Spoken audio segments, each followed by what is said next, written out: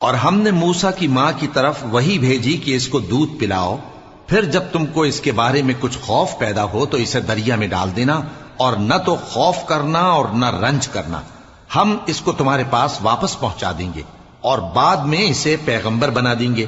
سو فرعون کے لوگوں نے اس کو اٹھا لیا، اس لیے کہ نتیجہ یہ ہونا تھا کہ وہ ان کا دشمن اور ان کے لیے موجب غم ہو۔ بے شک فرعون اور حامان اور ان کے لشکر غلطی پر تھے، اور فرعون کی بیوی نے کہا کہ یہ میری اور تمہاری دونوں کی آنکھوں کی ٹھنڈک ہے، اس کو قتل نہ کرنا، شاید یہ ہمیں فائدہ پہنچائے یا ہم اسے بیٹا بنا لیں۔ اور وہ انجام سے بے خبر تھے۔ اور موسیٰ کی ماں کا دل بے قرار ہو گیا، اگر ہم ان کے دل کو مضبوط نہ کر دیتے تو قریب تھا کہ وہ اس غم کو ظاہر کر دیتی۔ ہم چاہتے تھے کہ وہ مومنوں میں رہیں۔ اور والدہ موسیٰ نے اس کی بہن سے کہا کہ اس کے پیچھے پیچھے چلی جا، تو وہ اسے دور